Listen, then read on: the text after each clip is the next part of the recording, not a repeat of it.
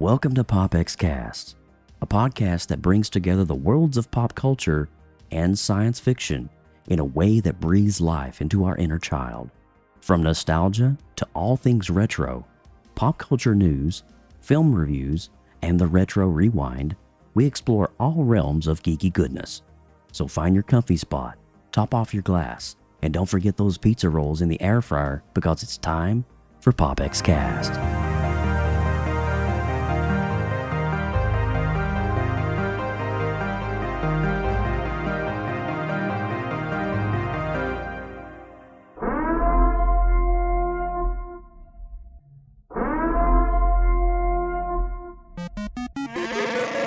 You are listening to POPX Cast, where science fiction meets pop culture.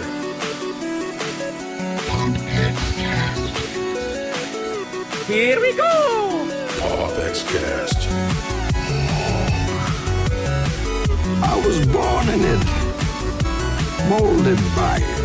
POPX Cast.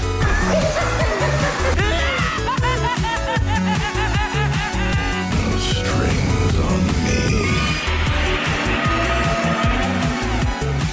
Autobots, transform.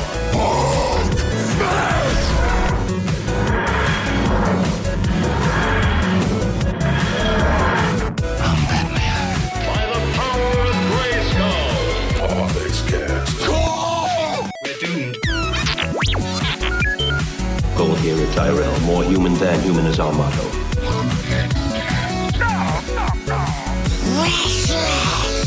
Here's Johnny. Never had a pet pony. Hasta la vista, baby. POPX Cast. Captain's log supplemental.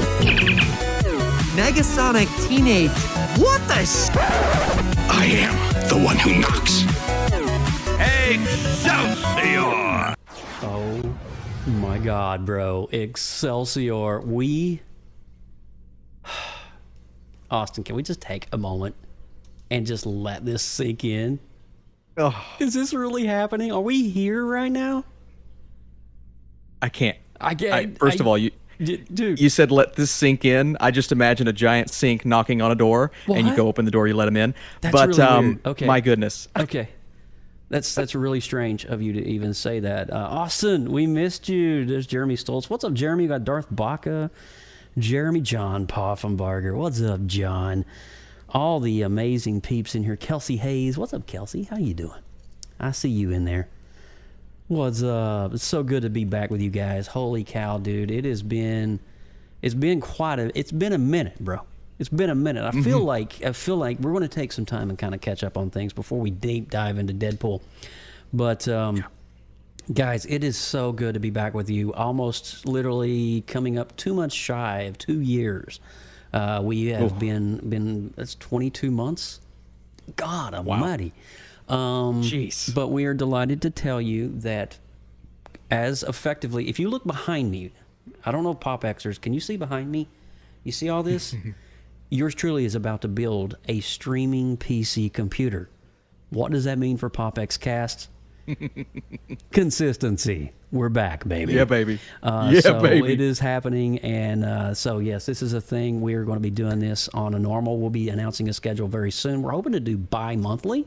At least 2 a month, try to get back into that swing of things and just talk about, there's a lot of good stuff coming out, Austin.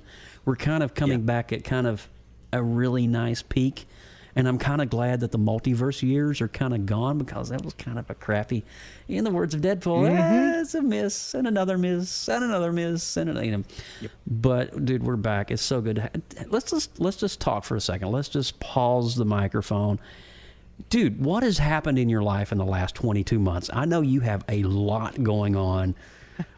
You have been crowned many things, but now you are being crowned Father. Faja. So tell us all about that, man. Tell us all about the fun. It is fun. It's fun. It's stressful. It's a pure blessing, right? The first 2 months, that was pretty miserable. Won't lie to you. It was as bad as you can imagine. When people say, man, y'all just have... No. The first couple months, terrible. I would not put that on anyone, right?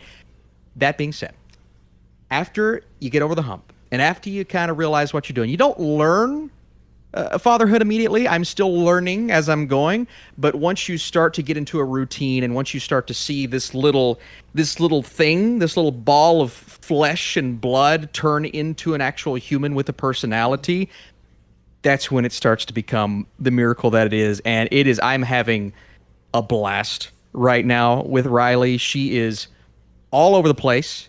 Full toddler now.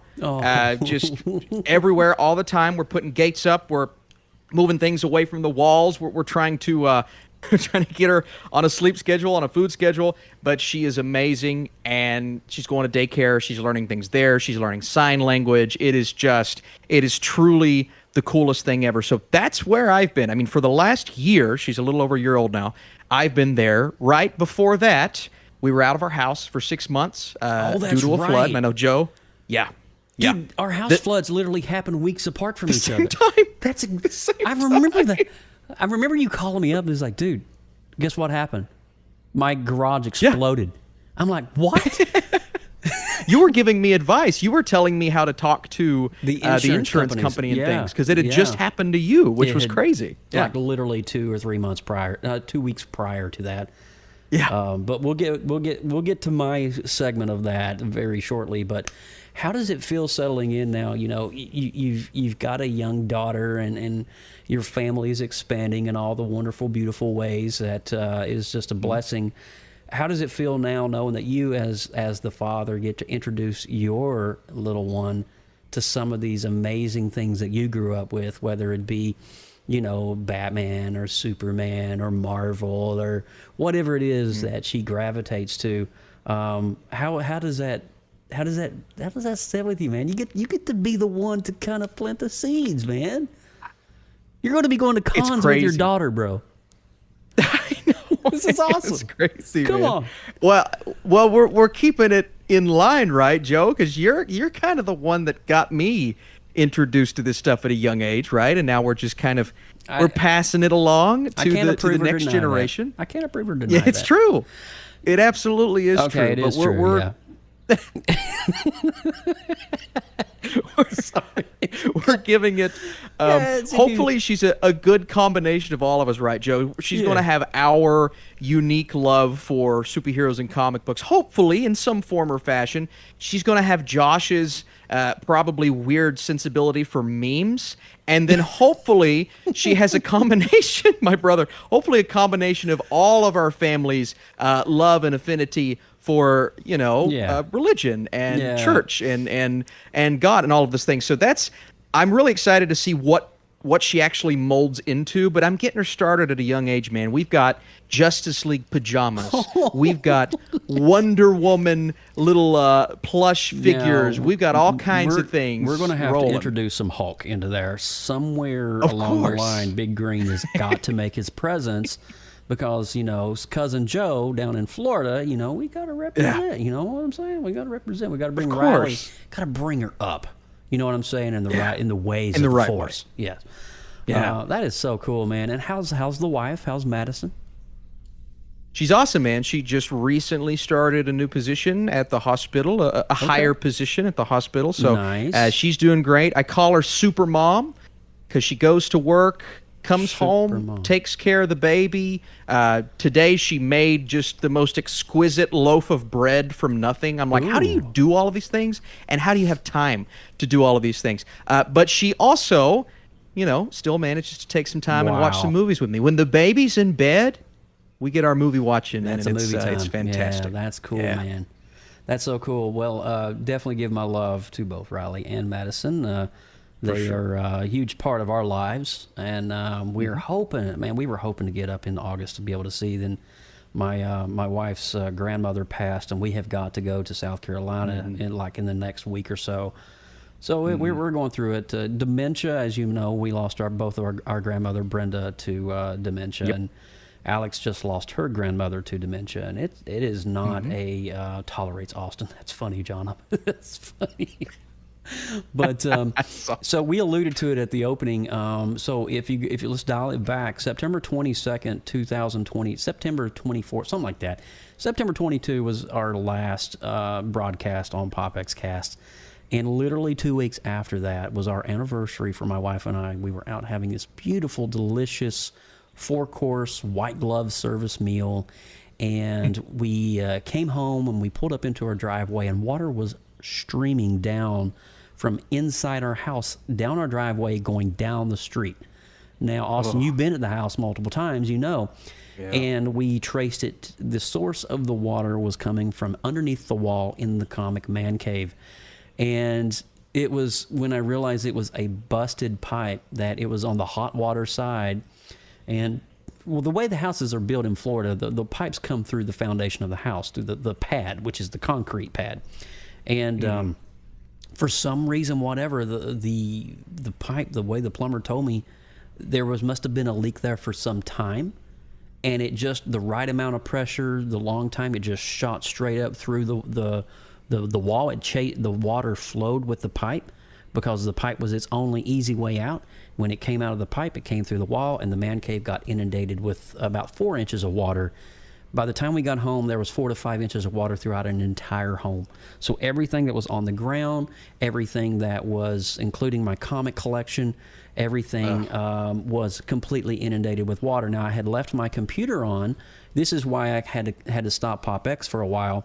My computer was on because I was doing some work that day on our anniversary. And I had came home, and the first thing I smelled when I opened the door was that burnt silicone electronic smell. Oh, yeah. And I'm like, what is that smell? And I went over, and my computer was off. And I'm like, oh, God, this is not good, because my computer sits on the floor. And lo and behold, the water had short-circuited the Ethernet port on my computer. That was the damage that was done. So I had to go and buy a PCI card, with a $20, $30 PCI card. And I had to reinstall, redo the whole Ethernet just to try to have internet on this machine. But luckily, all that's going to go by the wayside, because this machine behind me is going to be built within the next week, and we're going to have a brand new system here for POPX Cast. But long story short, it was a nightmare going through insurance claims, all of this stuff. Then Alex got a new job. Alex had a major surgery last year. She had some female complications, and she had to go 8 weeks of just, bed rest, no lifting, no nothing. And so we kind of went through that. And then in that transition of Alex being sick and healing from surgery, she got a brand new job. She's working back in the hospital now. And so, much like Madison, she got a great job with a step up, a great, benefits and all that stuff. So it's been one thing after another. And Lindsay's not here, so I can't really share much about her story. I was hoping she would be able to share a little bit. But Fifth, we miss you. I don't know where you are, but you're welcome to hop in if you need to, sis. I don't know where she's at. I have no idea what's going on with Lindsay, but we definitely, wherever, I hope. Usually when I don't hear from Lindsay, is not a good thing. So I'm kind of worried about her right now, because she has been promoting this for 3 weeks on her show. And so, I know Lindsay is very adamant about not wanting to miss these sort of things. And so the fact that I've sent text to her phone, I'm kind of worried about Lindsay at the moment. I'm not going to lie. Because there's a part of me that's kind of like, okay, where's he at? What's going on? So Lindsay, if you're out there, if you could just text me or chime in the chat, let me know that you're okay. That would mean a lot to me. So that's, I don't know. That's one of the reasons, guys, we were late, because I didn't know if she was having some technical difficulties on her end, because we went 10 minutes late, but I was just trying to hold off to see if she would show up, but she never showed up, and then we just kind of had to make, a decision just to go on. So that's what we're doing. We're going on.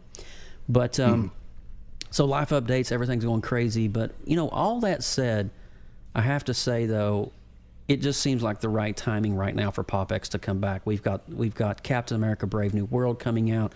We have Venom. We have the Joker: Folie à Deux. There is so much good content coming out this fall, and then the new Alien movie, I think, drops next week. Alien Romulus drops next week. What do you How do you feel about this movie, Austin? I think the trailer looks fantastic. It's from the director of Don't Breathe, a really good horror director, and apparently they've just fully melded classic practical effects with modern CGI. That's kind of what they're saying about the behind the scenes here. And so lots of confidence for this movie. I'm curious and I'm excited. I think they could nail it. I really do. I agree with you on that one. I think that Ridley Scott's behind it. He's had a couple hit or misses. Like Napoleon was kind of like but I'm really optimistic for Gladiator 2. But this has kind of been his baby, kind of re-exploring the alien world with modern visuals and cinematics. So I'm kind of excited for that.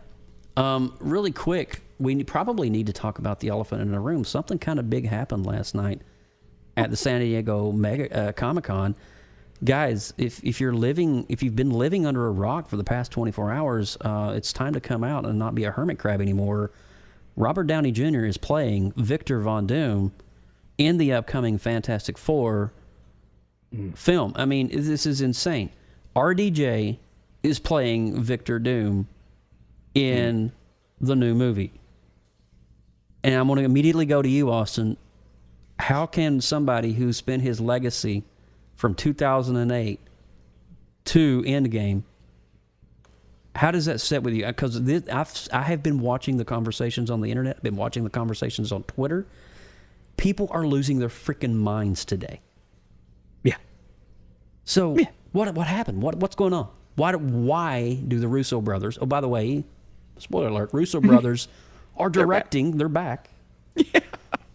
After they said Endgame was their last hurrah with Marvel. I'm just they're pulling out all the stops here, bro. Yeah, dude. I was very conflicted when I first heard this. Granted, that video from Hall H where he reveals himself, takes off the mask, I'm like, and he does the pose, the same Tony Stark pose that he does. I mean, full circle, which is crazy. You know, starts the universe with him, possibly ends the universe with him. We'll see what happens in Secret Wars, but I am nervous about this. I'm nervous because I don't want this to, if it doesn't go well.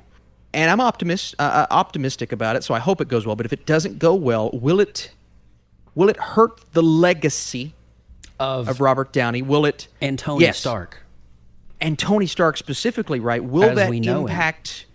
Yeah, and that's where my fear comes in. And I've been saying this, so I agree with the negativity. People are saying this is a desperate move from Marvel because it is, right? Mm-hmm.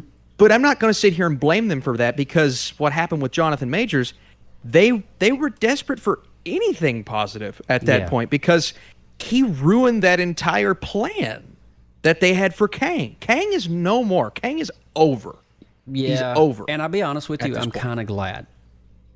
Me too. I really wasn't a fan of the King. I think Victor Doom should have been introduced 4 years ago. Yeah.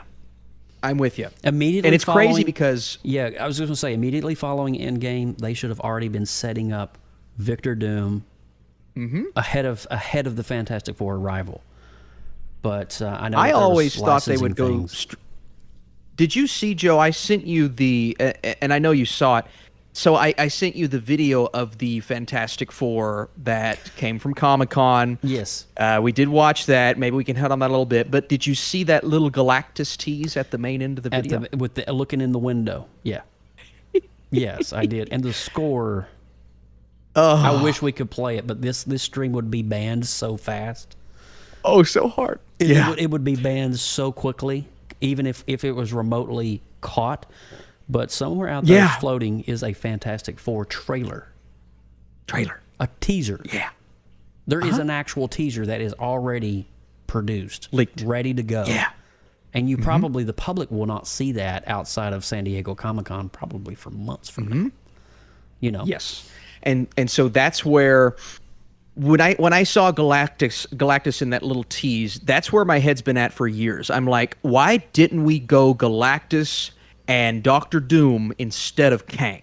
Why didn't we do that? Now, Joe, they're getting an opportunity to kind of right the wrongs of what they've been up to. My impression over the past post Endgame. Let's go post Endgame. The multiverse movies felt rushed. Doctor Strange, Multiverse of Madness, Quantumania. They just felt they felt like they were separate entities of the multiverse trying to remain in the multiverse, but not truly. I mean, even Spider-Man No Way Home, you can call that the multiverse, but it was, if it's truly multiverse, you're going to have Hulk romping around with Spider-Man. You're going to have Thor. Yes. You're going to have. It was really a Spider-Man focused multiverse. You see what I'm saying? And so it was grounded. Very was, grounded. Yeah, it was. It was grounded in the source material. It's not a bad thing, trust me. I mean, No Way Home for me is way up there on the list in terms of my overall. But I want to say this really quickly. I had shared this with Austin last night.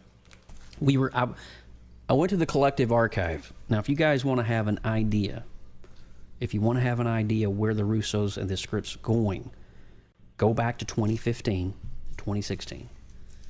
If you can find the graphic novel on Prime or somewhere at your local comic book shop, go to Secret Wars, right? Secret Wars, and I don't know if this is reversed on your all's end because I'm doing a screenshot from inside of the. It probably is. It's probably flipped, but that's okay. You get the idea. But this is Secret Wars number 9. This is a 9-part series, and basically I will show you the cover that really speaks volumes. Is when Doom becomes God Doom. And why does this tie into Robert Downey Jr.? Why am I bringing this up right now? This is Victor Doom basically becoming God Doom. Now, why is this important? Why am I bringing this up? Why is this series here? This is the series where Dr. Doom, Tony Stark is incapacitated. Iron Man and an intelligent mind is needed, like a mind of Stark, and the only one available, because Reed Richards is in another realm in this storyline. They got to go find Reed in this. And Victor Doom assumes the role of Iron Man Tony Stark to help the Avengers. Ooh. Man. So there is some depth here. There is some stuff here that I believe you're going to see snippets of this filter in to Secret Wars. Doom, guys, seriously, in Deadpool, the first scene you see in the void is the comic book in the dirt, Secret Wars, which was this cover. This cover. Wow. This cover. Okay? Wow. So, fast forward, why is Deadpool teasing Secret War? Well, Doomsday is going to be a post-Fantastic Four film. Okay? So, Fantastic Four takes place in a 60s futuristic technological society, which is an alternate universe of Earth 616, quote-unquote, the sacred timeline. Victor Doom is going to be introduced, and we're probably going to get an alternate Doom or something like that at some point. It would be cool if RDJ starts out good, then becomes bad. That would be kind of cool. I'd like to see RDJ do a villain role, which I think he probably will go towards. But at the same time, I do believe also there's going to be a vast chunk of this storyline that's going to be used because what's the next Avengers film? Secret Wars. Yeah. Wow, isn't that convenient? So here you go. That's this. And so if you guys don't have this collection, you don't have this volume, do go get it. But there is something I wanted to read. And this is why you guys come to POPX, because this is where we really get crazy and nerdy. And trust me, we're getting ready to hit right on that topic of Deadpool and Wolverine here in just a second. But I was telling Austin last night, I was trying to show him a couple of things. I had to break out the Marvel Encyclopedia. Yes. Yeah, all right, so let's do that right quick. Let me go to Doom. So we're a B, D. All right, so Dr. Doom. All right, so I'm going to just show you what I'm reading from. You guys can get a visual. Here we go. Dr. Doom, right? There's his write-up. Now, let me read this to you. This is very interesting, very peculiar. I'm not going to read the whole thing. I'm just going to read 2 sentences. Says, when Reed Richards, who survived the destruction of his reality, appeared on Battleworld, Doom's control began to slip until he was defeated. When Reed recently recreated reality with his family and Molecule Man, he healed Doom's scarred face, giving him the chance of a new life. For a time, Doom acted as a hero, even becoming quote-unquote Iron Man when Tony Stark was incapacitated. However, when Doom was scarred again while fighting the Hood, he retreated to his castle. So, there is a story to be told there. Starting out good, ended up bad. And then I just wanted to show this one just for context and clarity. Iron Man versus Doctor Doom. Yeah. I just wanted to throw that one out there for you just because I had it. But all right, are you ready to talk all things? I don't know if they're ready, bro. I don't know. I don't think they are. Should we just go ahead and end the stream right now and just kind of call it? I It's mean, over, dude. could you imagine if I did that? I mean, these people would revolt in such a way that would be like, "How the hell dare you do that?" All right, guys, we're going to roll. We're going to roll the spoiler alert warning, and if I can find, okay, there it is. If you've not seen Deadpool and Wolverine at this point, I highly encourage you to hit that pause button and come back when you've seen it, because we're going to be unpacking every aspect of the film. Here we go. We'll be right back. Danger. You are about to enter a POPX spoiler alert. Beyond this point, there is no return. You have been warned. You have been warned, and ladies and gentlemen, Deadpool and Wolverine just hit the cinema on Thursday. Austin, you got to see a preview. Was it Tuesday night or Monday night? Yeah, it was Monday night, really late. Usually our screenings are at 7. This one was at 8:30, and I drove all the way to Columbus, so I got home at 4 a.m. That was not Columbus, fun. oh my God. Dude. Not fun, man. Well, you know what we've not done yet? Austin, Ooh. kick us off, big guy. Oh, this is... I have nostalgia for this. You ready? Hey, guys. Welcome to PopX, where science fiction meets pop culture.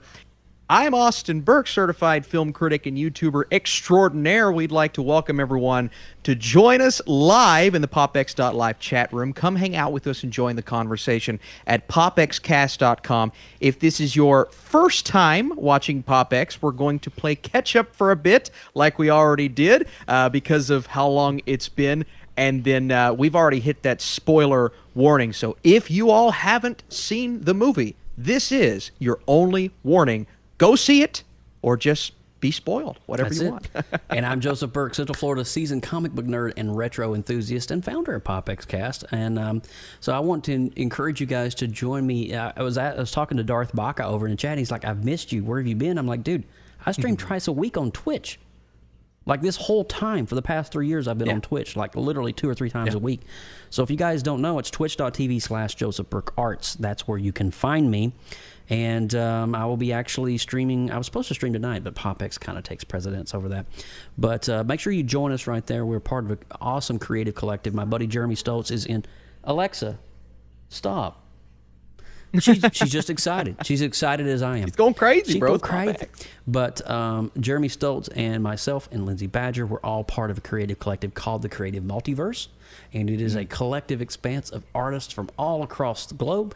And we all come in together. We share our arts. We share our stuff. And we're all connected through the Creative Multiverse Discord. So if you're not part of that Discord, let me know, and I'll pop that link over in the chat for you guys so you guys can join here in just a second. And if you missed the last episode 2 years ago, oh, God bless, which was episode 145, Cobra Kai and Teen Wolf on the Retro Rewind, make sure you go to popxcast.com for all this and the collective archive of PopX's shows that we've had. So there we go. We are ready to go. PopX spoiler's been run. We're ready to go. Oh, my God. Deadpool and Wolverine. Let's just talk about all the Wolverine cameos, shall we? Yeah. Oh, gosh. So... Come on. Let me get something straight. This is something that I didn't catch on the first viewing. So I saw it twice. I saw it on Thursday and Saturday. On the first viewing, Wade Wilson's love interest, I didn't catch, why was there such a weird vibe between, because we ended part 2, and at the end of part 2, he went back and he saved her, right? Yes. But why is there she's talking about a boyfriend and she's talking about all this? I didn't understand that part. So there was one moment a little later on in the movie where it's a very brief conversation. It very is. brief, but essentially it's he can't tell her that, and I don't remember exactly what she was asking him. He can't tell her that he's ready to move on since he got denied by the Avengers because he held on to that. And I think they're implying that was the moment where Vanessa kind of said, "Well, if you're not ready to move on, if you're going to sit and sulk like this, I'm not ready." On. Okay. Yeah. See, I can't didn't. commit. It was so quick, and I tried to figure it out Very on the quick. second viewing. I'm like, these two are like madly in love in both of the prequels. And it was such a weird vibe at the beginning, but I just wanted to get that out of the way right quick. But so, listen to this, guys. The cameos of Wolverines. God. Dude. So, Dude. I think the first one was the midget. The dwarf Wolverine, the little Wolverine, which was should we call him the short Wolverine variant? Can we call him that? Yeah. Yeah. Yeah. Well, now, if you guys didn't know, why was he that size? That is actually his comic book size in the books. He's a very small, stocky stature kind of a superhero. He's kind of like a Wolverine, and I just thought that was kind of cool. Then we go in. Go ahead. I was going to say it's phenomenal too because people have always given Hugh Jackman over the years flack for being too tall. Too tall. Yeah. And I'm like, dude, who cares? And now they're seeing like, oh, maybe it's good. He was tall. Yeah, it's probably That's probably kind of for the awkward. best. Yeah, I mean that would definitely make that Hulk battle a little weird for sure. There was also Patch. Now there was a lot of speculation online that Patch was going to be Daniel Radcliffe. I don't know if you guys saw that little rumor mill that started with Patch, that it was Daniel Radcliffe and that he was spotted on the set of Deadpool and Wolverine in Atlanta and blah blah blah. And but it wasn't. It was Jackman. And then let's see. What else? I don't want to save the best one for last. But then there was the Hulk versus Wolverine, which is a tie into John Byrne. Todd McFarlane actually illustrated that book. The famous comic book cover where you see Wolverine in his claws and Hulk's in the reflection of the claws. Very famous cover, and we got to see. I want to see that movie. I'd love to see Hugh Jackman and Mark Ruffalo go at it. That would be insane. And then we had the Age of Apocalypse Wolverine, which was the Wolverine with the black suit and the red trim. Had the kind of fluffy looking hair. That was an interesting Wolverine. Yeah. And then we had the Fever Dream Wolverine. That's where he was nailed to a yellow cross with a sea of skulls behind it. That was from the Fever Dream storyline. I believe that was in 97, 98, something like that. Don't quote me on that because it all runs together when you talk about all these origins of these characters, and there are so many versions of Wolverine out there. Let's see whichever one. Well, we might as well go ahead and talk about this one. Get this one right out of the gate. Calverine. Henry Calverine. Come on. I mean, when I saw the bicep, I'm like, that has to be either that's Chris Hemsworth or somebody. I did not expect someone who has been devoted to DC Comics jump ship. Now, my question is, do you feel that Calverine will come back and play Wolverine again, or is that just a one-off? I want to say this sets the stage because look, I enjoy a good fan casting every now and then, but I don't love when studios kind of indulge in that or that aside. This is different. This is the moment I saw that man's bicep and I saw Henry turn around with that perfection of a Wolverine look. I'm like, that's Wolverine. I don't care if he was a fan cast. I don't care if this is the only time we'll ever see him. That was Wolverine. And you know when Henry Cavill does this in Mission Impossible? Oh, yeah, he did the same thing. That, but with claws. It was amazing, bro. Dude, it was amazing. So cool. Yeah. Oh, my gosh. And that was definitely an homage to his Mission Impossible fight scene, too. That was definitely Yeah. Oh, yeah. The second I saw it, I'm like, oh, that's he's doing that for Mission Impossible. But I love that they're not doing that at DC anymore. He's no longer Superman. And Cavill said, you know what, Ryan, I will indulge and I will do this. And now there's that seed that is planted. If Marvel, and I don't think they're going to do it anytime soon, because I do think Hugh Jackman will be in Secret Wars, but if they ever want to recast, that seed's been planted, I think that's where they go. I really do. I was very happy with seeing Dude, the arms. The frickin' arms, bro. Oh, That massive. My lord. That was insane. Bigger than my thigh. I mean, I felt it in my loins. I felt They were it in my tingling. loins. They were tingling. I'm like, Yes, man, this the is entire awesome. time. Let's see. Did we get all the versions of Wolverine? Well, you had the version of Wolverine that killed everyone. Now I don't know if you know this, but that scene when he goes. We'll get to that in a minute, but there's a character in the movie, and she goes into his mind, and he's looking, and there's this roll of tombstones. It looks like but those are actually, that's inspired from a scene in the comic when she got into Wolverine's head, and Wolverine killed everyone in the X-Men universe.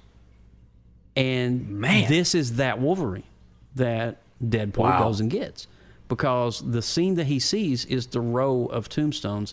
Now in the comic book, the names of the heroes were on those tombstones. So you had like Cyclops, Scott, and then you had Charles Xavier. You had all of them, and really interesting scene with all of that. Here's the fever dream from X-Men 251. They did that. They did for the movie. That's exactly right, John. Yep, John is on it, man. I think John needs to be a co-host here. I'm telling you. John's I mean, a beast. I think He's a beast. dude. He's on his stuff, man. But I think for me, it was just really cool to kind of see all these little nods to these things that I read as a kid. Like I'm actually seeing these versions of Wolverine come to fruition and come out, and it's just like, wow, there's a lot here. And so, but long story short, I think for me it was cool to see Deadpool get the one Wolverine that nobody in the multiverse wanted. And it goes on to say, Paradox goes on to say, you've got the worst of the Wolverines, the one that nobody wants, the one that killed his entire team. And it was just really like, holy cow, that was so deep. And then, but at the end of the movie, Deadpool saves that Wolverine, his heart. And he's not drawn in with himself. He has purpose. Now, this Wolverine has found his purpose. And hopefully, you, Jackman, will come back and reprise that role. I hope what you said about Secret Wars and him being in that, I hope that's true, because I don't think you can have a Secret Wars storyline without Wolverine, because Wolverine plays such a huge part, as does Magneto. Magneto, Mr. Sinister, there's so many characters at play in that. I know very little about the actual comics. Well, you know enough, Mr. Poffenbarger. You know enough. Until he's 90, that's exactly right. So let's talk about some of the cameos. Let's just go through them one at a time. Chris Evans. I love how they set it up at the beginning when Wade Wilson is in the TVA and he's seeing on the screen, he goes, Cap. And he does this thing. He does that. But it's setting the tone, because when we actually see Chris Evans and you see the red, blue, you think it's Cap. It's such a beautiful misdirection. And then when he goes, don't make me do this, flame on. Dude, I'm going to be honest with you. My theater here in Orlando on Thursday night blew up when it was Johnny Storm, bro. It was insane, and there was people that were standing up, jumping up and down, and cheering because it was such an awesome cameo. Man. Dude, did you get any reactions at all in your theaters when that happened? No, a bunch of snobby critics. In my theater. There were probably 12 people in my theater, because surprisingly, I thought more people would show up to this screening. Really? Because I thought critics would be more excited about it. There were only like 12 of us that showed up, and I think they said there were 40 that were invited. So, very strange. That being said, there was a little bit of a reaction. I was in a row with my brother and Mr. Flickinger, John the Flick Pick.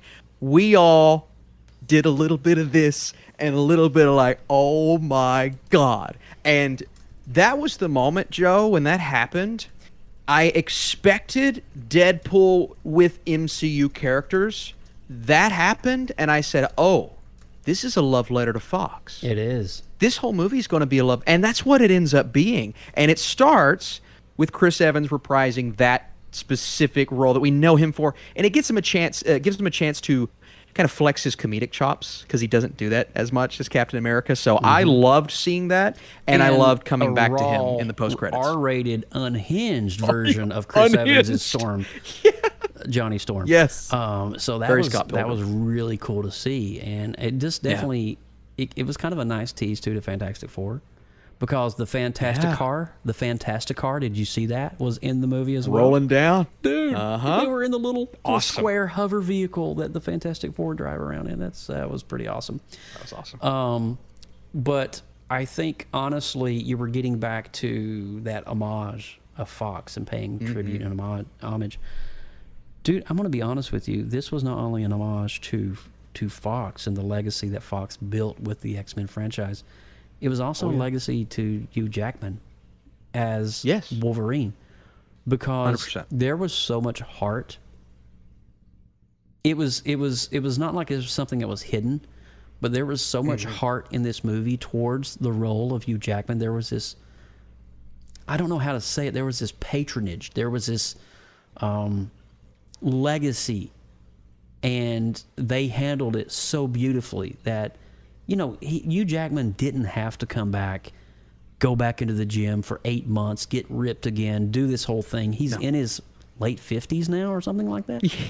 And, you know, Ryan Reynolds is like, what, 47 now? And so the fact he's doing it at his age and committed and wanted, I mean, I think he just did it for the fans, to be honest with you, because... He did. And they paid so much, there was so much heart towards Hugh Jackman's character.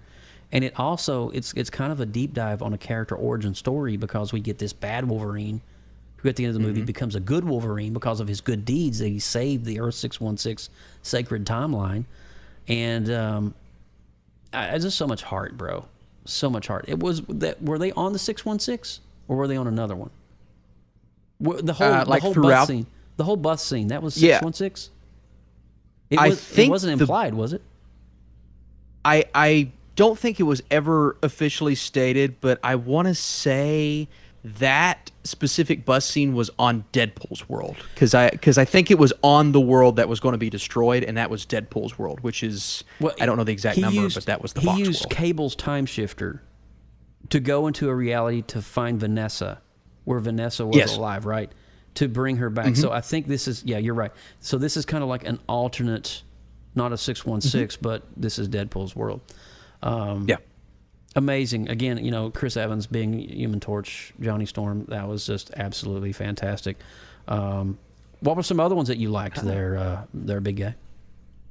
Well, when we first get introduced to the characters in the Void, I just like seeing all the little characters in the background. First of all, Pyro. It was really nice to see him from X-Men. He went a little stir crazy being in the Void for a while, but he's a little crazy. But Juggernaut is there. Azazel is there. It's funny seeing Juggernaut there too, because that actor, he was like, I'm never playing that character again. Obviously came back and played him again. Really cool.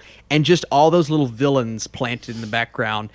Toad is in one of those cars. It was actually Ray Park. Yeah, wrapping his tongue around. I mean, that was really cool. So they did a nice job, not even getting into the big guns yet, but they did a nice job of planting those little seeds. Now, maybe a part of me wanted to see First Class represented a little more, like the Michael Fassbender, James McAvoy X-Men. Oh, yeah.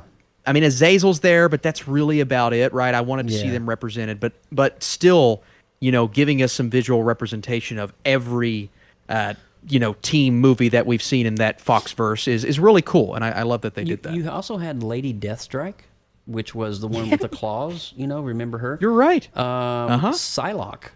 Psylocke from X-Men Apocalypse. And that, I believe, if I'm not mistaken, it was the same actress that played her in Apocalypse, played her there as well. Probably. I would say so. The big dude with the red striped shirt, that's the Russian. He's okay. Yeah, that's the Russian. Yeah. And then we had Sabretooth, which was Tyler. Tyler came back to reprise that role as Sabretooth. Unfortunately, he didn't really live that long. God bless his heart. No. We also had Callisto. Callisto is from Days of Future Past, I believe.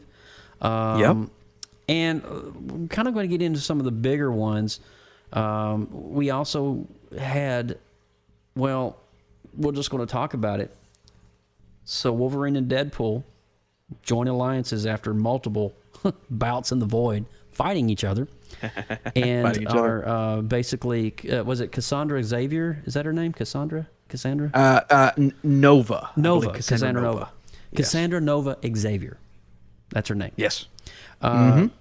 Captures, we go in, and it's this giant Goliath skeleton of Paul Rudd's Ant-Man, which is, we've seen that from a trailer, so that wasn't nothing that we hadn't seen before.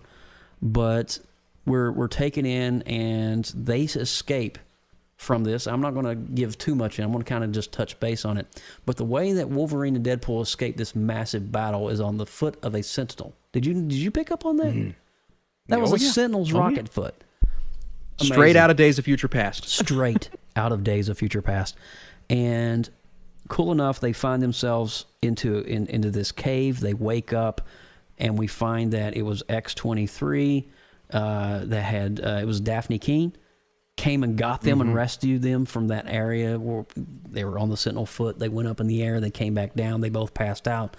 X-23 came and got them and took them to this cave. Yeah. They go in the cave, and then all of a sudden, this is where the theater in Orlando began to literally erupt. I'm pretty sure that there were some foundation structural cracks because people were losing their freaking minds.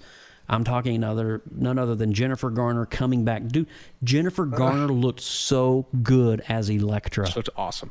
Oh my I God. was like, does this girl even age? Dang. It was amazing. And she kicked some butt, dude. Yeah. Girl kicked some butt. The suit looked, to me, that's the best the suit's ever looked on her in this movie. Well, I think it's the I best mean- the suit's ever looked. Like, it looks so comic booky, man. It was so cool. To be honest, they kind of had a little bit of a better budget on this one than they did. Yeah. I'm just So gonna much. Throw that out there. Yeah. We won't talk about Daredevil. He died a long time ago.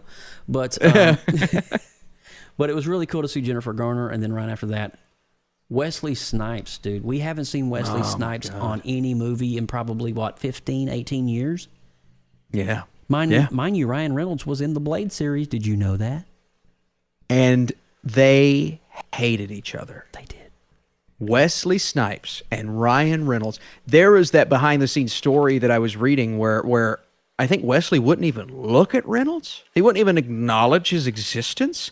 Yeah. And so the fact that they were able, I mean, this is such a cool story, to bury the hatchet for the greater good of the fans, to bring Blade back once more, and then share a hug at Hall H and Comic-Con. Dude, that if anything else, that made this movie worth it.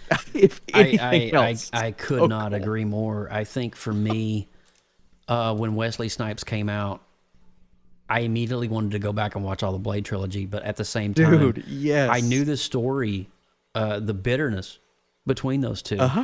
And I'm like, holy cow, did not see that coming. But he said something, and I'm the only Blade. And so it was really cool because if you've been kind of following some of the Phase 5 announcements, Blade is actually coming in the MCU. Whether it be, I don't know if he's getting his own film or a mini series or whatever, but I do think that the mantle of Blade is going to be passed from Snipes to who do they get to cast us? Mahershala Ali. Yep. So that's going to be a great. The fact he's in it is just setting up things to come. And then let's talk Channing Tatum. Channing Tatum as Gambit. He's like, who is your vocal coach, man? Dude, yeah, I don't know. Really old, man. It was. You know what though? I'll say this, Joe. It was so bad at the beginning because they're playing on. A lot of people said Channing Tatum couldn't nail the accent, and that was the story. They're playing on that in this movie.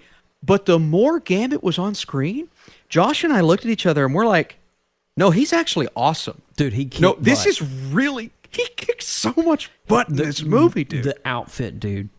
The outfit. Amazing. That glowing purple chest Perfection. plate with those silver aluminum, feet, boots. My Lord. Wow. Amazing. And let's just when he took the deck of cards and he opened, I was like, holy shit, bro. Dude. Geeking so hard. And I'll tell you this, Joe, and I think my on my Movie Mode podcast, my guy Ryan, I think he may have mentioned this, but Gambit has been lately a beloved character because of X-Men 97. Yep. Which is appealing to a younger audience. So in my head, I'm like, well, an 8 and 9-year-old, they're not really going to know who Gambit is. But then I'm like, oh, wait, they may have watched X-Men 97. So they may kind of have an attachment to Gambit right now. Because not even knowing the Channing Tatum story, but seeing a Gambit on screen after seeing X-Men 97. Dude, like, this was the absolute good setup. perfect. It was the perfect setup It was a good from setup. X-Men 97. I agree. Yes, Yeah. 100%. It was really well thought out. And I was reading an article. Channing Tatum was supposed to be cast as Gambit originally back in one of the original X-Men movies. I believe it was X-Men Origins. Years ago. It was a Yeah. long time ago. I think it was the same one Ryan Reynolds was with his mouth shut up. But it was interesting. And like you said, the reason he wasn't cast is because he couldn't nail that Louisiana Bayou accent. He couldn't get it down. But, man, did they prove everyone wrong with this one? I want to see more of Channing Tatum's Gambit. And the one thing I loved about it, when the big battle scene of all of these heroes that we just mentioned, Blade, Elektra, Gambit, X-23, when they all battle, none of them die. You just kind of see, what is it, Eliath? You see him, he's coming in, and they're just kind of looking up, and then the heroes go into the Tony Stark Time Ripper portal, and but they don't die. That's so hopeful because we may see them down the road at some point. I mean, I have no problem seeing Jennifer Garner come back as Elektra. That would be great, personally. But hey, Do you want to hear my theory? I'd love to hear your theory. I love theories. I love you, by the way. I believe you're a theory master as well, but here's where I'm going with this. I believe Secret Wars is not only going to bring in Deadpool and Wolverine. I believe Secret Wars is going to bring in everyone. And I mean all of the former X-Men, all of the characters we saw in this movie, all of the Spider-Men, and maybe even more. And I'm talking early 2000s Hulk. I'm talking a Nick Cage Ghost Rider cameo. Now, we I'm need to see a Lou Ferrigno Hulk. That's what we need. Oh, Ferrigno. Bro, Secret Wars is going to be the most ambitious blockbuster of all time. And I genuinely believe the Russos want to one-up themselves from Endgame. Do you remember that big scene at the end of Endgame when everyone shows up? They are going to attempt to top that, Joe. Yeah. They're going to attempt. And, we have Venom wrapping up. The final of that trilogy is going to be this October. Venom is now in the MCU. The symbiote is running wild. Yep. I believe Parker's going to get the suit, and he's going to get the black suit. It's coming, bro. It's coming. We're going to see that famous cover of Spidey in the black suit. That's going to, oh my God. Bro. I hope that the version of Venom that we get, I hope it's another Eddie Brock. Like an Eddie Brock. I would love it to be Tom Hardy because I think the chemistry between Tom Hardy and Tom Holland would be fan-freaking-tastic. So cool. But I think Tom is just like he's done with the role specifically. But I'll be interested to see how Venom 3 stacks up. But anyway, we're getting off topic. Let's talk about some of the Deadpools themselves. We have Blake Lively as Lady Pool. Yeah. There was a lot of speculation that was going to actually be Taylor Swift, which it wasn't. Taylor Swift? Yeah, but it's not. It was Blake Lively. Now, I didn't pick up on this one until I read the credits, but Cowboy Deadpool was voiced by none other than Matthew McConaughey.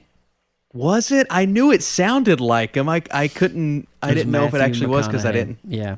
Dang, it was Cowboy Deadpool. And Nathan Fillion was Headpool. Dude. Did you pick up on that? See, I should have paid. We were talking during the credits because we knew there was going to be credits, bro. Bro. Yeah. That's crazy. And then, of course, Nice Pool. Dog Pool. The scene where Nice Pool gets shot, man, I was dying. It was so funny. It was so funny, dude. He's like, I don't heal. I don't heal, and blood just coming out of his mouth, and the way he was like shaking, as he's picking him up, carrying him along, and he's smiling the whole time. He's like, But then, did you see the scene where he gets beheaded, his head explodes, and then Deadpool's trying to do CPR, and the blood is gushing out of? He's like, we can save you. I know we can. He goes, he's dead. Logan's like, he's dead, bub. Oh my God, dude! The one-liners that they put in this, I'm surprised that Marvel and Disney allowed 20% of these. It was just insane. I can't believe it. And Joe, do you know what? Do you know what really pisses me off? wait, about I love open-ended questions. Yes. Dandelions and crabgrass. Why? That does piss me off. You're I just right. mowed the fucking. I'm sorry. I just mowed the lawn, and I wake up the next morning, and my whole yard's got these little. Filled with them, full of them. It's Why? ridiculous. What? Do you know what else pisses me off? What? I have been seeing some hate for this movie. Now, granted, the story is a little all over the place at times. They're trying to fit a lot in. But one complaint that I just can't fathom is the complaint that we don't get a payoff, whether it be an emotional payoff or a payoff in general for the character of Wolverine. I can't fathom that. And here's why. The scene where all of the Deadpools show up is the scene where we get the mask reveal. I'm waiting the whole movie for it. Yeah. I'm so excited for it. The sleeves get ripped off, and you get full berserker Wolverine in that moment. And did you notice that when they're fighting all of them at once, the camera's moving like a video game? John and I both felt like that was an homage to the classic X-Men video game, the side-scroller, where it's... Right? I did not pick up on that. Oh my God. That full side-scroll one take, I believe, was an homage to the classic video game. Yeah. Yeah. Dude, I want to see that scene again. Holy hell. You know, it's funny. Yeah. It's funny. Alex loved it so much, my wife. Mm-hmm. She's like, can we go Friday and see it again when I get off work? Dude, yes. Yes. So for my That's wife, what you want to hear. my wife said, I freaking love this movie. And it takes a lot. The last movie that she liked from Marvel was Infinity War and Endgame. Was not a fan of Doctor Strange, Multiverse, and was not a fan. No Way Home was the only one that she truly loved because she grew up with Tobey Maguire and Kirsten Dunst. You know, those movies. Sure. But, dude, I need to see that bus scene again. That is so awesome. The video game bus scene. The payoff of the bus scene is when Wolverine jumps out of the back of the bus and he's doing that full Wolverine pose, man. Oh, God. And so for people to say, bro, that's one of the, I believe that is a top 5 Marvel shot ever of them two jumping out. Yeah. Ever. Yeah, Joe did In marry history. up, John. Yes. Joe married up. Bet your butt I as did. did Austin. Thank God, man. But I just can't, man. I can't fathom people saying there was no payoff with that because the mask reveal was amazing. I know we had to wait. But then just the emotions that we get from Logan, and to not say that there is not satisfaction coming from Logan wanting to sacrifice himself at the end of that movie, and then Deadpool saying, actually, I'm going to do it, and then both of them doing it together? Yeah, Are dude. you kidding me, man? I felt that, and I loved that. I did too. I agree with you 1,000%. And it's really interesting. You were talking about the payoff for you, Jackman. Do you know that Ryan Reynolds, before production began, visited Madonna and her team? Now, Ryan Reynolds, this is somewhere on YouTube. You can find this. There's an interview he did. Visited Madonna to ask if they can use Like a Prayer in this movie. Wow. Okay. Now, here, you ready for this setup? Madonna said yes, but under one stipulation, and gave Ryan Reynolds some input. She said, when this is concerning the conclusion, the scene when they both take the parallel opposites of the Time Ripper that they were building, you know, the blue and the orange, and they had to complete the circuit to explode the Time Ripper. Yes. She said, when that scene happens, do it in a chorus film orchestra style. So that input was not the production team. That came from Madonna herself. Said if you use the song, it would be epic in the climactic moment that you do a full-on symphony revised version of the song. And Ryan Reynolds said, you know what, we'll do it. And not only did they do it, it became one of the most epic finales. It was just amazing. And, you know, Hugh Jackman, can we just give it up for his abs? My brother. I was like, I got to go work out after this. Yeah. feel bad. It was insane. But Sexy. Very much so, actually. I kind of like that. yeah. And what was that one character from the TVA that just kind of kept looking at Hugh Jackman and Deadpool? Yeah. I can't remember his name right off the top of my head, but oh my gosh, Yeah. that was so funny. All funny. those little moments. Let's talk really quick about. So we had we talked about the big cameos and nice pull. Let's talk about Happy Hogan for a minute. There's this scene where Wade Wilson goes into the Avengers campus, if you will, and it's like, I want to be an Avenger, and there's this whole funny dialogue that exchanges, but you got to pay close attention to the things in the background. There was a fake Time magazine with pepper pots. Ooh. Did you see the little mini Stark Expo helmet in the background? Yes. From the very first Stark Expo. That's the one that the kid wore. That's the little kid helmet. Then you had the prototype Captain America shield. And we saw that last in, I think, Age of Ultron or something like that. Yeah. Yeah. Phase 2. And then Tony Stark's movement desktop gyroscope thing. Yep. Little thingy. Yeah. That was in there. There was so many cool little things, nods, just in that office to the legacy. Oh, you had the War Machine silver mask sitting on a mantle in the background. There was, seriously, there was so much stuff in the film as a whole, not just in Happy Hogan's office. It was just, you need a second or third viewing just to catch it all. That's why I can't wait till this comes out on digital release so I can hit pause and just kind of analyze the scenes. Because I'll be honest with you, man, I took it all in, but I missed a lot. Me too. I missed a lot. And I'm sure that you guys feel the same way too. And so how did you feel the exchange with Happy Hogan went? I thought that was kind of funny.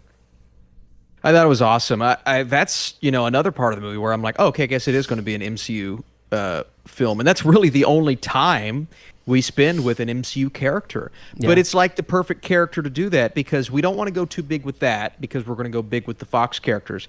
But it's a nice little entryway, and I believe Favreau just having a firm grasp on where this universe is right now because he's in a couple of producing roles. He knew exactly how to play it, and it was perfection. It's also funny, Joe, because Favreau was in the Fox universe in Daredevil, and so to see him talk to him in the MCU yes, he was. when he's out there in the Foxverse is hilarious to me. Yes, he was. That's actually really funny you said that. He wasn't.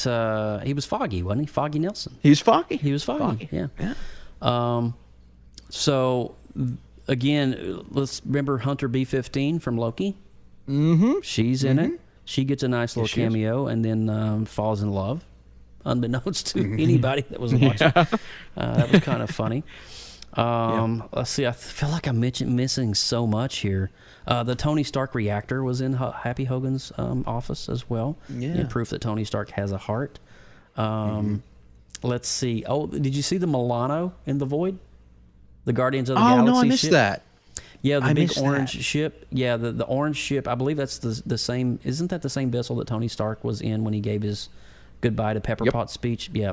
So the Milano is in the Void, and if you look in the background, you can see. Well, the Sentinel's foot was part of it, but then you could see the Asgard castle.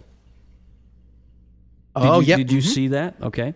You're right. Yeah. And then you've got Tony Stark's hot rod is the hot rod that Pyro's driving around. Saw that. And you couldn't miss this one unless, I mean, you're just totally, you have poor vision. The 20th Century Fox logo in ruin. And we saw that from a lot of the teaser images on that fight scene that was filmed about a year ago from now. And so there was just so many little things on the horizon. Oh, the helicarrier from Civil War was in there. In the background. Yeah, one of those. Guys, it was just literally nonstop. And something that I noticed that I don't know if you guys picked up on, Austin, I don't know if you saw this. Have you seen it once or twice? Just once. Okay. Just the one time. On the scene when Cassandra Nova Xavier, whatever her name is, when she is telling the duo, Wolverine and Deadpool, that, I met a wizard and he left this thing. When she goes and picks it up, you can see a corner of Doctor Strange's red cape on her desk. Did you see that? Saw that, man. I thought maybe he was going to show up at a point because I saw that, but yeah, that's interesting. Yeah, that's interesting. So some variant of Strange made it to the Void, and I don't know if that's a tie-in with Marvel's What If, because Doctor Strange had a few little episodes in there as well. For me, though, I think let's see, Tony Stark's Hot Rod. Oh, we need to talk about this. I think John Poffenbarger or Jeremy Stoltz brought this up. The Liefeld's only feet. The feet. Only the feet. It's so brilliant. It's so he smart. Actually, no joke, Rob Liefeld actually went on Instagram and said, I am totally down with this. I laughed. It was funny. I get it.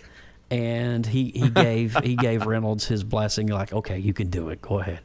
And that was really funny, though, because if you don't know the history, Rob Liefeld had a little problem drawing feet very early in his career. But he was also Liefeld was in Hall H, Joe, when they did the screening for all the fans. He was actually at that screening. So just imagine your baby is on screen with Wolverine, and 8,000 people are in attendance. And first of all, I want to imagine what that theater was like, because Reynolds and Jackman were all in that theater. I wish there were cameras on them. But just thinking about what Rob Liefeld was feeling in that moment, man, that is existential. I couldn't imagine, dude. You will. I couldn't imagine. I have the first and second appearance of Wolverine in X-Force. Oh, nice. And nice. And it's pretty cool, dude. To go back, I read that comic many times. Never did you think that this one red ninja-looking guy that kind of looks like Spider-Man but has a lot of pockets, because Rob Liefeld liked to draw pockets for some reason. He did. It's just so wild, because I was reading those comics when I was 7th, 8th grade in elementary school, and now the term Deadpool is literally a freaking franchise, even outside the MCU. It's just. These are things that I read as a kid that I could not foresee in the future, and it's just amazing that as a 44-year-old man, I get to see all these things come to fruition, and now we get to see things like, Robert Downey Jr. come back and be Doctor Doom. Not only was he Doctor Doom, but he was Iron Man as well, and it's just, it's a great time to be a nerd. I think that the MCU, getting off the topic of Deadpool and Wolverine, I think that the MCU... I think Kevin Feige realized that they were pushing out quantity over quality. And quantity is sometimes not necessarily good. We know that, Ant-Man 3 was failed from the start because of restrained budget and rushed script and all of that stuff. And it's just not good. And I think that Kevin Feige, he announced, I believe it was the beginning of this year or the end of last year, he said that they're going to be releasing less Marvel movies to make the Marvel movies more satisfying and in quality. The stories need to be in depth.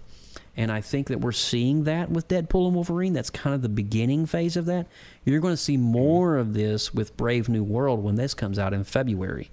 And I think, I don't know, man, Brave New World kind of gives me a little bit of a Winter Soldier kind of vibe. Are you kind of feeling that a little bit? Like there's something going on underneath that you don't really know what's happening yet.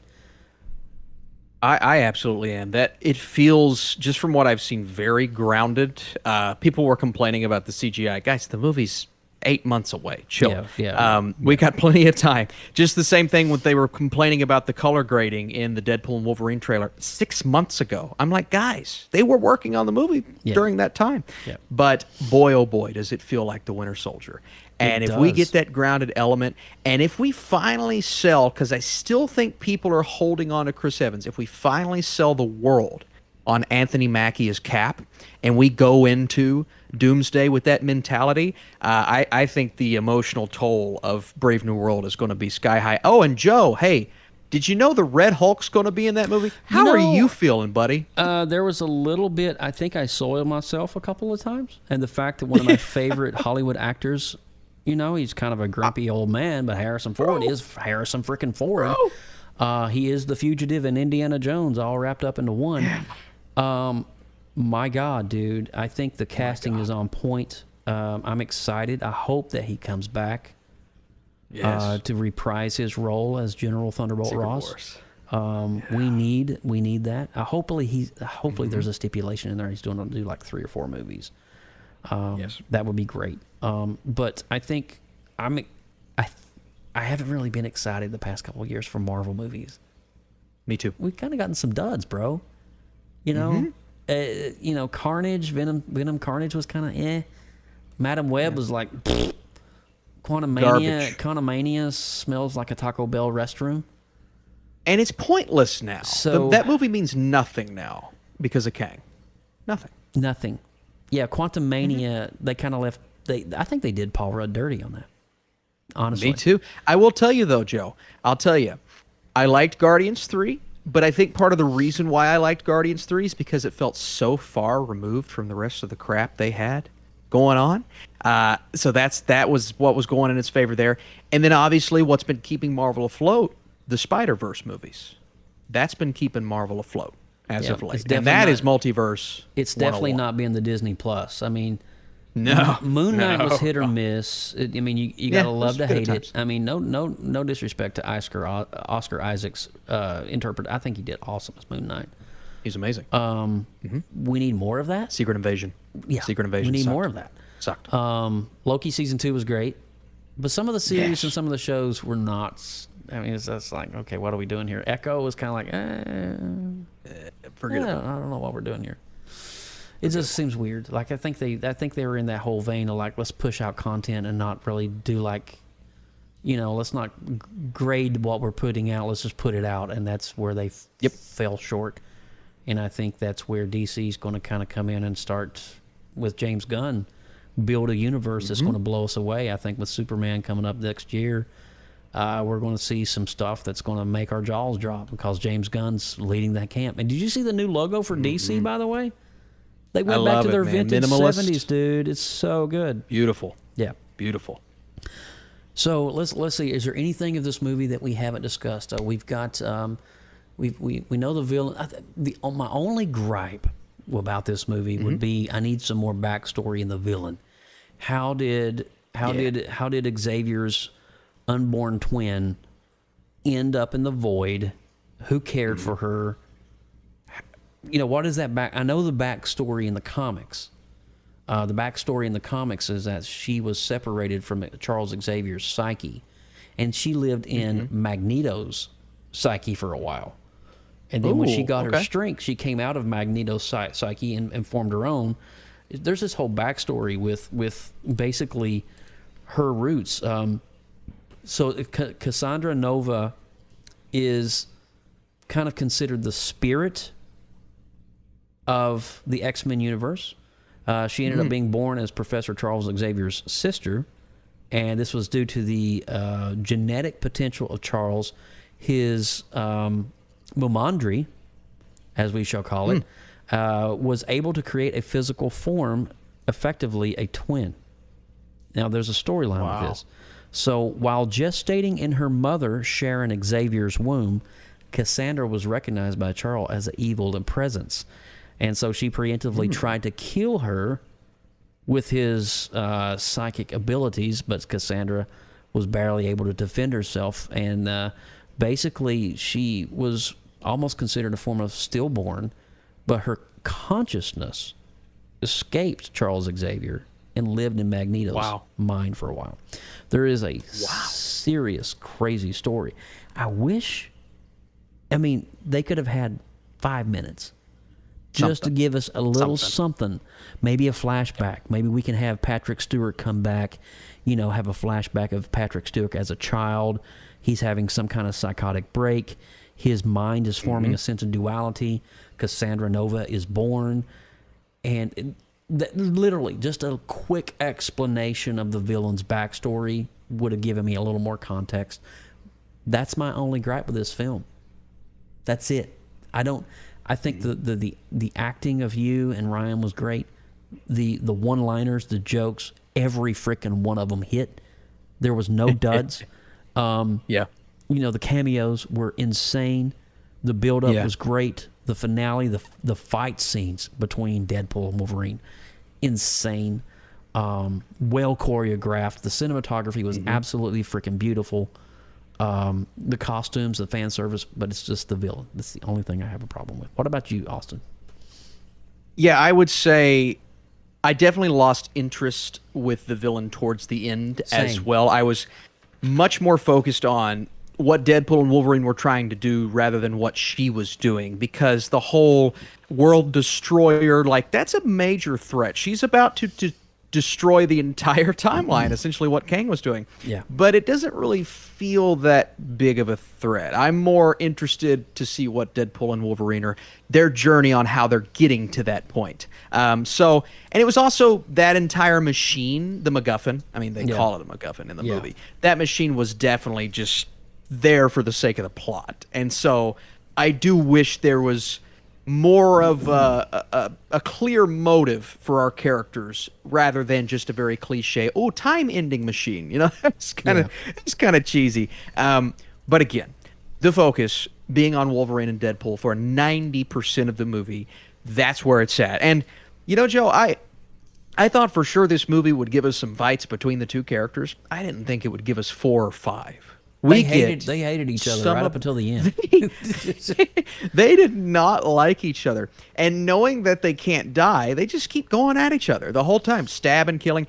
But, dude, that created some of the most iconic MCU fights we've ever had. Bloody, gory, basically everything we've ever asked for from both of the characters going up against each other. And so I just think Sean Levy and all the writers and everyone, they knew that this movie had to deliver. Oh, and Rhett Reese, who liked a couple of my tweets the other day, who wrote the movie. Hello. Shout out to Rhett Reese, if you're watching. Hey. But I was impressed that they kept the focus intact with what the fans wanted to see. They knew what the fans wanted to see, and so my issues with the story being a little overcrowded, my issues with the motivations at the end, and like you said, I would have loved to have known more about the villain. That all kind of goes by the wayside with the experience and what the focus was, and the fact Austin hasn't seen a great comedy in a while. This is the best comedy I've seen in 4 years. I laughed a lot, bro.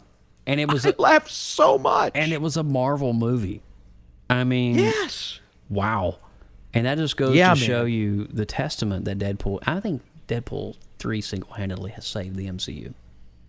I'm going to say that.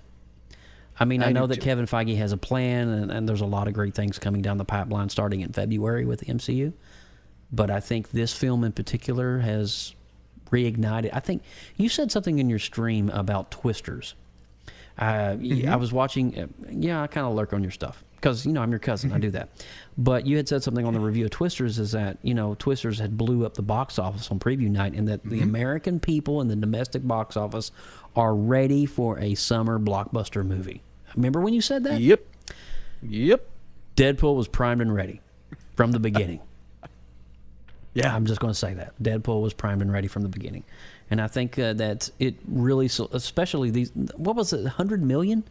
What was the number on Thursday? It was like some kind of crazy, 38 million? Yeah, Thursday was 38. The Friday total was, I believe, almost 100.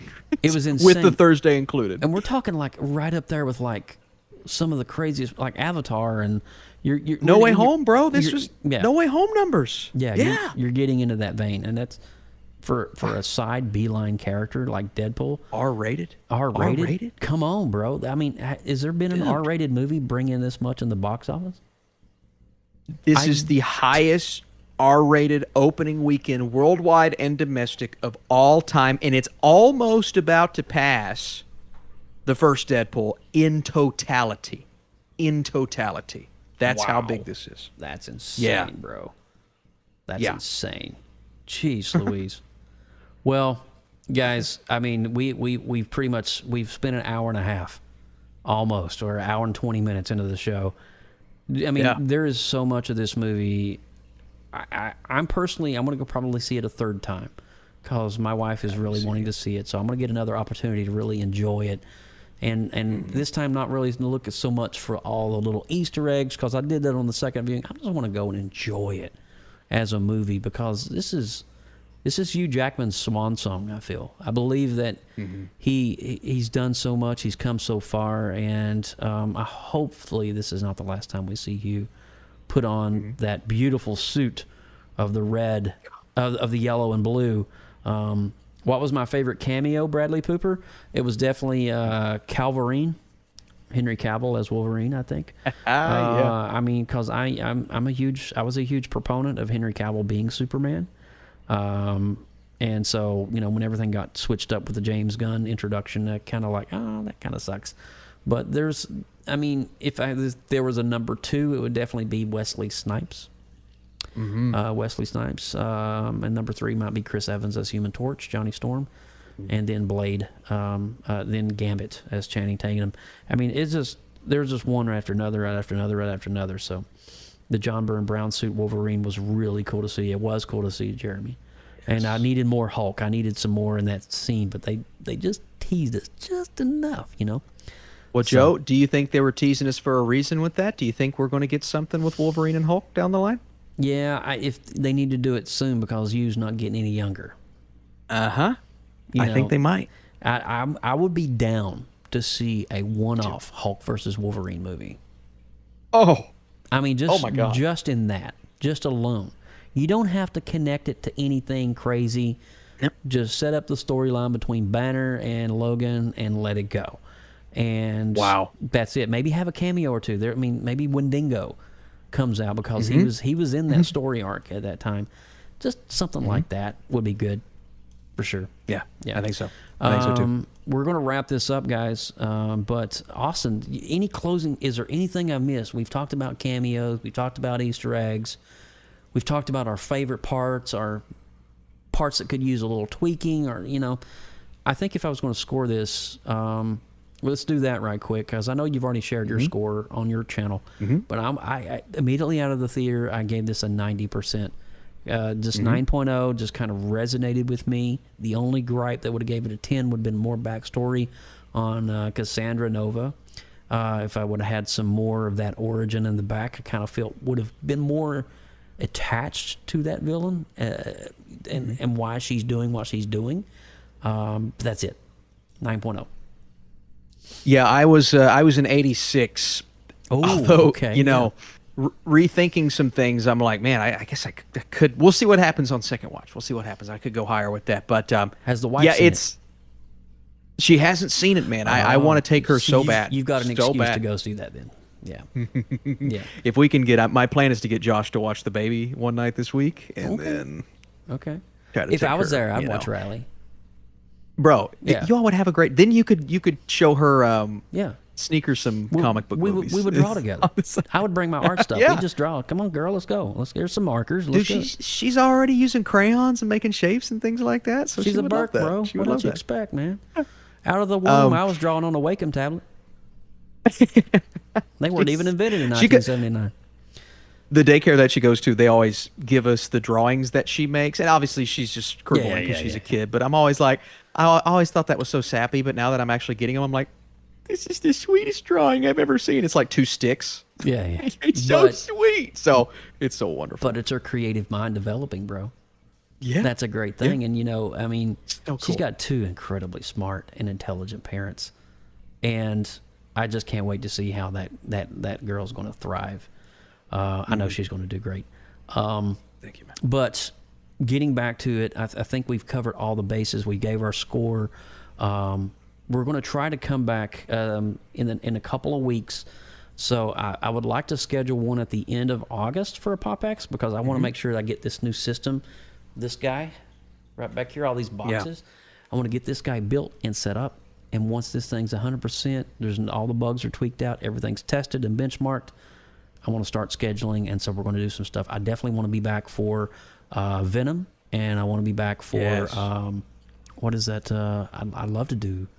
Well, I won't be able to do an Alien one, but we're going to be definitely covering some of this stuff coming up in the months ahead. It's a great time to be a nerd, and there's some great stuff coming out. And we just, Cobra Kai season 6 is the first, the third part of it is I went through that all in like one night. Amazing. Me too.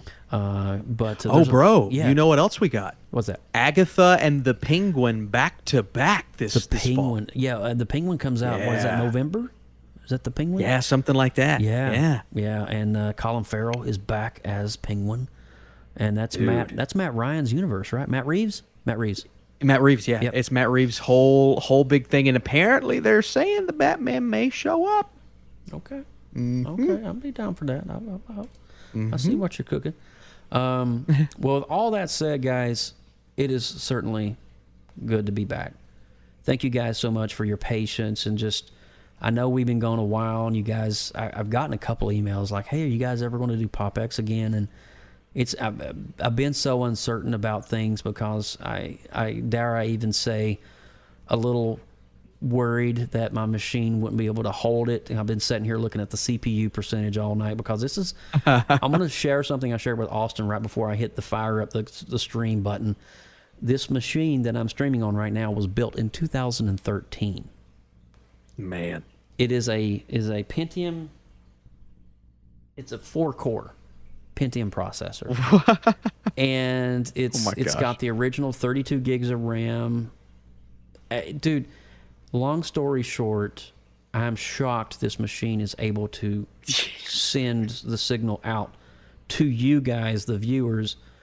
I was worried about this because I booted the machine up today and I got a blue screen of death at 11 o'clock this morning. I'm like, oh God, please, just for 1 hour and 20-some minutes, please. We made it. We did. We made it. So I can't believe we did. Any closing thoughts on Deadpool and Wolverine? The MCU is back. And I wasn't one that was saying, they're back, they're not back. They're back, they're not back. Because it has been inconsistent, right? Guardians was great. Secret Invasion stunk. Loki was great. The Marvels was just boring and forgettable. And it's been so up and down. But even with Guardians being a great movie, Guardians 3, I wasn't sitting here saying I am completely buckled in and back on board. As good as that was, and I really enjoyed it. There's something about what Deadpool and Wolverine was able to do and bring back that magic and what it's doing at the box office and how fans are responding the same weekend as all these big announcements and this fantastic Four footage. I just feel this wave, this rush that I haven't felt since Infinity Avengers War. Endgame. Yep. Yeah, dude. It's been years. And so if we can capitalize on this and keep this wave moving, we may just be back, Joseph. I feel it, and I feel not only are we back in terms of in the MCU, DC, there's a lot to talk about there with James Gunn. So much cooking. And it is good that we are coming back when we are. And I'm super excited. I'm looking over in the chat right now. John Pofferbar, the Burks Live. Missed y'all. Thank you so much. Long live PopX Cast. It's great to see you guys again. Thank you so much, Darth. Wow. I'm enjoying this moment. What's next is it's the end of the field. Oh, man. I think Deadpool is going to be number one in the box office for a few weeks to come, honestly. I think as word gets out that it is the kind of movie that it is, people that are cautious about the MCU right now, they're going to go and see it. So, but from all of us here, Austin, you want to go ahead and lead us out, my friend, on 146? Yeah. Wow. It's good, I can't believe man. we're saying this. I can't either, man. This is so wild. 2 years. I am. Yeah, 2 years. 2 years too long, and I'm so happy to be back, and I'm so happy you're back, Joe, steering the ship, man. You do a freaking wonderful job as always. And my other podcast that I started, Movie Mode, my intention was to run it and steer it clear like you run this show.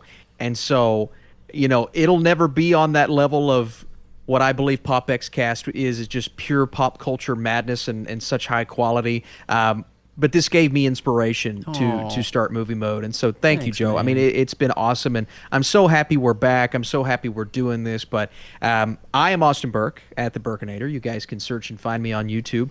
I will tease really quick that I have seen the first 4 episodes of the brand new Amazon show Batman Caped Crusader, starring Hamish Linklater, whomst I met at the Critics' Choice Awards. And so I can't say anything about it.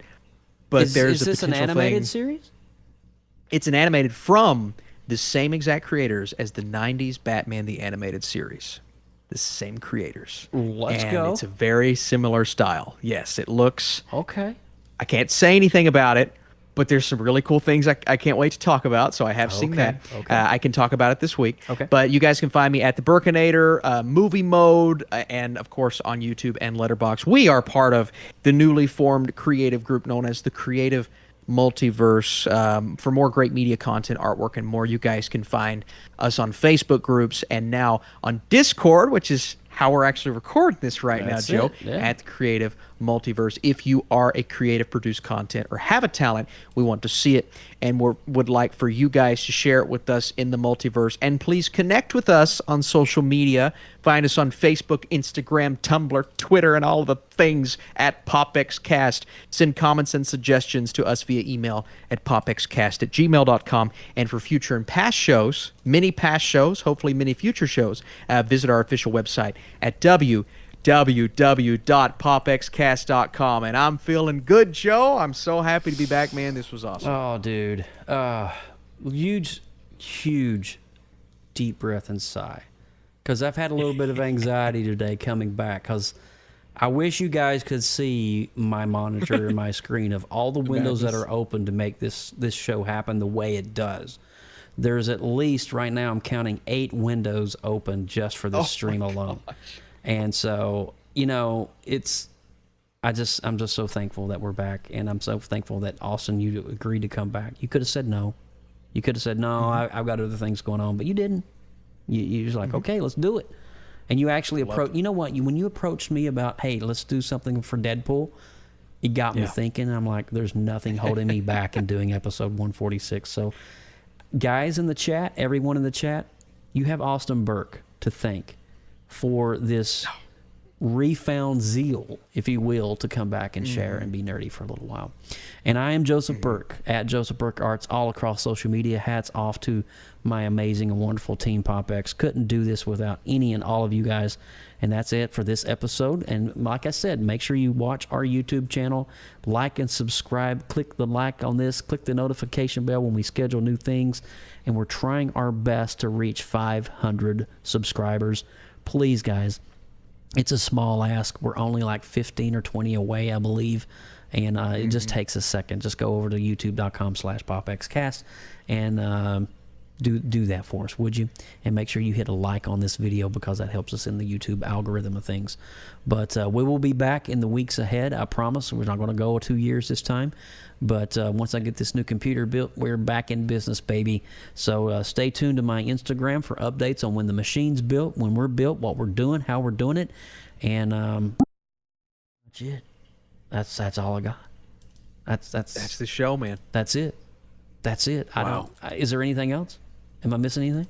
Are we doing a Chris Evans post-credit scene where I'm going to sit here and start cussing you out? Is that what we're doing? Do you want to do that? No. Okay, because Well, I was thinking, you know. No.